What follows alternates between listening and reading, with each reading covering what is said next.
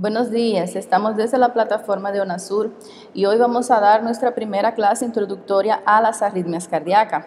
La clase pasada habíamos hablado del electrocardiograma normal y habíamos hablado también del mecanismo de excitación y de conducción del corazón. A modo de recordatorio, habíamos dicho que el impulso eléctrico se originaba en el nódulo sinusal, que era nuestro marcapaso cardíaco, y desde el nódulo sinusal iba hasta el nódulo auriculoventricular, a las de His, a las ramas derecha, izquierda y a las fibras de Purkinje. Eso era un impulso cardíaco normal, pero que el nódulo sinusal también no era nuestro único marcapaso cardíaco. Un nódulo auriculoventricular también teníamos células marcapaso distribuidas en varias zonas del corazón, siendo que el nódulo sinusal era el más rápido y es el dominante. Entonces, en la clase de hoy vamos a hablar una clase pequeña, introductoria a las arritmias cardíacas. Una arritmia cardíaca es cualquier alteración en la ritmicidad del marcapaso cardíaco. O sea, el nódulo sinusal va a enviar un impulso eléctrico que va a ser de 60 a 100 latidos por minuto. Por debajo de 60 va a ser una arritmia, una bradiarritmia. Y por encima de 100 va a ser una taquiarritmia. Una arritmia cardíaca va a aparecer también por desplazamiento del marcapaso. El impulso debe originarse normalmente en el nódulo sinusal. Si se desplaza hacia el nódulo auriculoventricular o hacia otro punto, vamos a tener una arritmia cardíaca.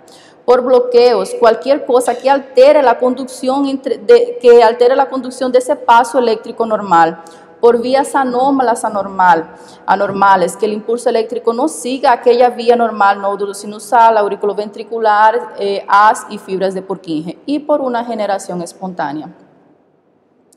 Entonces, vamos a tener las taquicardias, que las taquicardias aparecen cuando tenemos una frecuencia cardíaca por encima de 100 latidos cardíacos por minuto, o por una estimulación del simpático. Recuerdan en la clase pasada que habíamos hablado del sistema nervioso simpático, que en el corazón el sistema nervioso simpático aumentaba la frecuencia cardíaca y aumentaba la fuerza de contracción. Entonces, cuando tenemos una estimulación simpática puede aparecer una taquicardia por algún tipo de enfermedad tóxica o por fiebre. Cuando las personas tienen fiebre no tienen aumento de los batimientos cardíacos, por aumento de la temperatura corporal.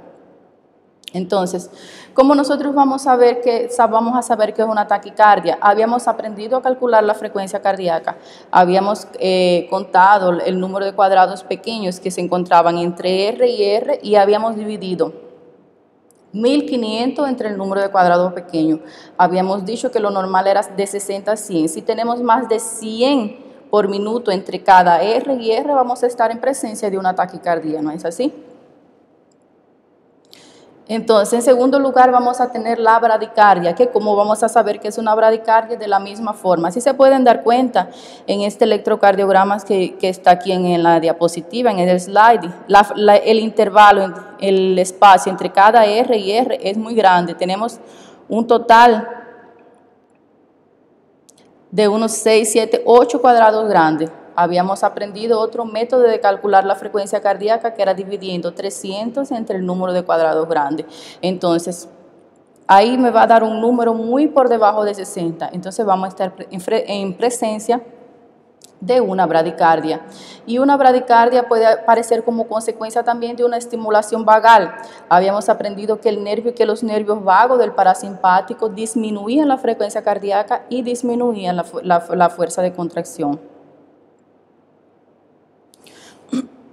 Entonces, las arritmias sinusales se van a deber a cualquier tipo de enfermedad que va a afectar la intensidad de las señales de los sistemas simpáticos, de los nervios simpáticos y parasimpáticos que van a llegar al nódulo sinusal. Y los bloqueos sinusales se van a producir por bloqueo del impulso en el nódulo sinusal y va a haber una interrupción de la onda P. En este caso, el impulso va a originar en el nódulo auriculoventricular. O sea que en la mayoría de los bloqueos en el electrocardiograma, ¿cómo vamos a saber que tiene un bloqueo? Por algún tipo de alteración en la onda P o en el intervalo PQ, ¿cierto? O PR, que les había dicho que el intervalo se llamaba PR porque no siempre aparecía la onda Q. Entonces vamos a ver, en la clase de hoy vamos a ver específicamente esos bloqueos, la introducción a esos bloqueos. Entonces, los bloqueos aurículos ventriculares va a haber una reducción de la velocidad de la conducción a través del haz de His por isquemia del nódulo auriculoventricular, por compresión, por inflamación o por alguna estimulación de los nervios vagos. Y estos bloqueos pueden ser de primer grado, de segundo grado o de tercer grado. Los bloqueos auriculoventricular, que como ya les expliqué, va a haber algún tipo de interrupción en la señal desde el nódulo sinusal hasta el nódulo auriculoventricular. Y como bien saben que el intervalo de tiempo de uno a otro va a ser de 0,16 segundos, entonces el tiempo como que se va a retrasar. Y cuando ese tiempo está por encima de 0,20 segundos, vamos a tener algún tipo de bloqueo. Entonces, en el bloqueo auriculoventricular de primer grado, el intervalo de tiempo del del intervalo PR, que normalmente sería de 0,16 segundos, va a aumentar más de 0,20 segundos. O sea, el PR va a estar prolongado y el paciente va a tener un bloqueo de primer grado. Se va a definir como un retraso en la conducción, o sea, va a continuar habiendo impulso eléctrico, va a haber el QRS normal y la onda P normal, siendo que ese intervalo que normalmente tenía 0,16 segundos va a ser un poco más alargado, o sea, el impulso eléctrico va a demorar más tiempo desde el nódulo sinusal hasta el nódulo auriculoventricular, más vamos a tener impulso eléctrico normal, ¿ok? No va a haber ningún tipo de alteración, vamos a tener impulso eléctrico normal, siendo que va a demorar más tiempo. Entonces, vamos a tener un bloqueo auriculoventricular de segundo grado. Dentro del bloqueo auriculoventricular de segundo grado, que como ustedes ya deben imaginarse, el intervalo de tiempo tal vez sea un poco mayor y acontezcan algunas otras alteraciones. No va a ser ahora solo un alargamiento de aquel intervalo. Vamos a tener dos tipos, el tipo 1 y el tipo 2. El tipo 1, que también se puede llamar de Movitz 1, aquel intervalo se va prolongando hasta que llega un momento que va a desaparecer y va a aparecer una onda P aislada. Entonces, en esta imagen que yo les mostré aquí, no muestra completamente. Voy a intentar diseñar en el cuadro. ¿Puede parar?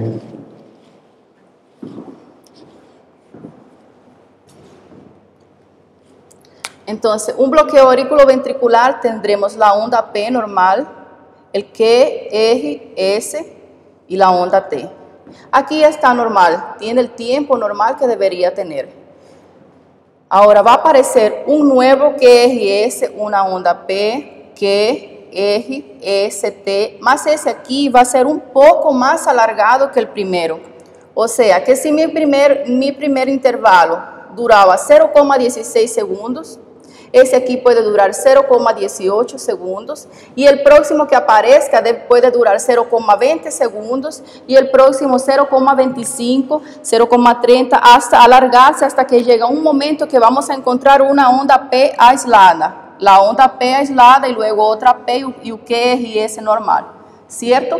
Lo que se dice que va a haber un alargamiento del intervalo PR, se va alargando hasta que llega un momento que desaparece. Ese es el de primer grado. Entonces, en el bloqueo auriculoventricular de segundo grado va a haber un número fijo de ondas P que no van a estar seguidas de un QRS. Aquí no acontece lo mismo que en el de primer grado, que teníamos una onda P, un segmento P normal que se iba alargando hasta que desaparecía. Aquí tenemos desde el comienzo una onda P aislada o varias ondas P en el medio aislada que no van a estar seguidas de un QRS, ¿cierto? Entonces ya tenemos el de primer grado y el de segundo grado. Y el bloqueo auriculoventricular de tercer grado, cuando se produce un bloqueo completo de la conducción del impulso de la aurícula hacia los ventrículos, y en este caso los ventrículos van a emitir su propia señal. O sea, aquí vamos a tener una P por un lado y un QRS por otro. Las aurículas van a latir independiente de cada ventrículo. Van a aparecer ondas P aisladas y QRS aislados. Todos dos van a tener un impulso independiente del otro. Y por último, en la parte de bloqueo auriculoventricular vamos a tener el síndrome de Stokely-Adams. El síndrome de Stokely-Adams es cuando un paciente con algún tipo de bloqueo que se interrumpe la conducción, después de 5 a 30 segundos el cerebro no va a poder permanecer activo durante más tiempo y esta persona va a tener una especie de desmayo, que estos desmayos en algunos casos pueden ser fatales. Entonces, a esto lo llamamos síndrome de Stokely-Adams.